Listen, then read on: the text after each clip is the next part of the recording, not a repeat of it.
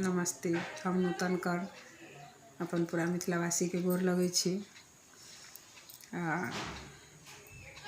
भगवती के तो विदाई भ गेल अछि, लेकिन अखन के समय में जते भगवती गीत गायल जाए तो काफ़ी अछि, कियाक तो विपदा में हुनके आराधना हुनके पुकारा के समय अछि। ताहि लऽ कऽ अखन एकटा भगवती के विदाई हम अछि से गाबै छी। सुनू अहाँ सब केहन लागल, नीक लागे तो अहाँ सब जरूर हमर यूट्यूब चैनल पर लाइक कमेंट और शेयर करब के कष्ट करब। तो सुनू। सोना भवन केने जाई छी हे मैया, जाई छी हे मैया, हमरो पर राख ध्यान।